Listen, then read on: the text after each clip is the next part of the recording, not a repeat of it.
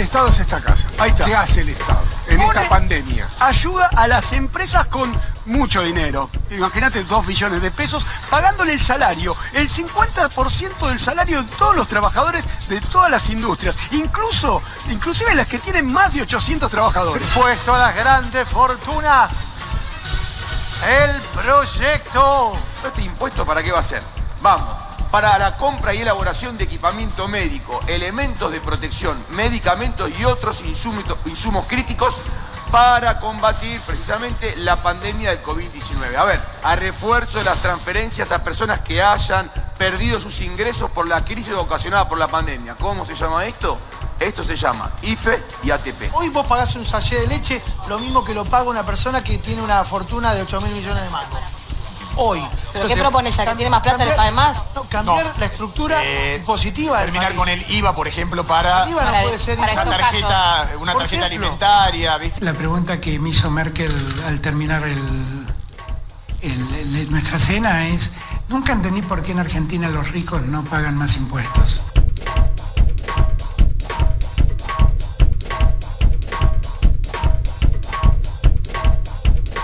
El impuesto a las grandes fortunas, ¿lo voy a tener que pagar si soy inquilino pero tengo un autito? ¿Y si soy dueño de mi propio departamento y además pude ahorrar $10.000? ¿Y si heredé 3 inmuebles, voy a tener que pagar el impuesto a las grandes fortunas? La idea es que no, solamente lo van a tener que pagar 12.000 personas, que son las que tienen en Argentina más de 200 millones de pesos.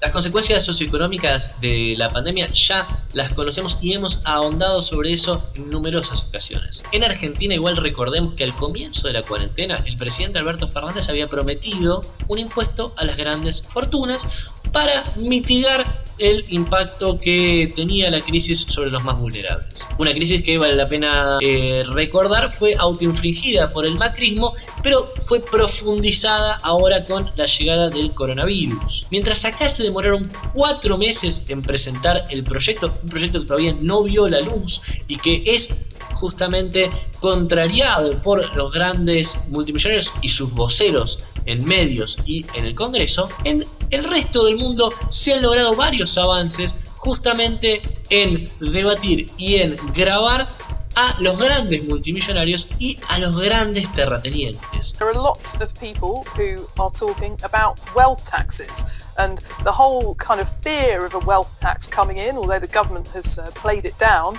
has kind of been fanned in the last week by this review into capital gains tax, which has been carried out by the wonderfully named Office of Tax Simplification. So the government could pay for the entire crisis in one go if it applied a one-off tax of about 2.5% to household wealth. The tax would be levied on wealth, including the value of the main home. Now, he says put a 0.5% annual value charge on all land and property, and you could raise 65 billion a year and pay off all of the COVID debt by 2026, easy peasy. The only problem is the Conservative Party will put wealth first, therefore cuts will be the most likely to pay for it. Recordemos que el 45% de la riqueza de todo el mundo está concentrada solamente en el 1% de la población mundial. Justamente por eso, ante una crisis sanitaria, social y económica, este debate tomó más fuerza que nunca. Estos números reflejan la inequidad no solamente en la cada vez mayor pérdida de poder adquisitivo que sufrimos nosotros, el 99% de la población mundial, sino además en el acceso a el agua potable, cloacas, vivienda, salud, medicamentos, derechos humanos elementales que deberían estar garantizados para todos y no lo están. Bueno, el debate tuvo tanta volumen que llegó ya a los principales medios del mundo.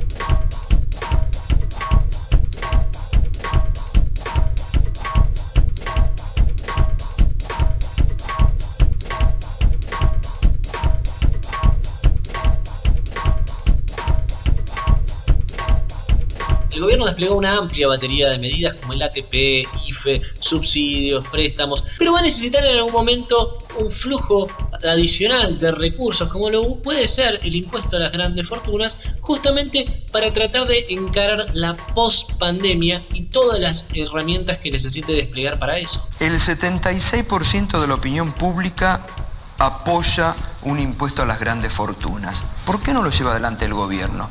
Porque eso es un tema que tiene que resolver el Congreso.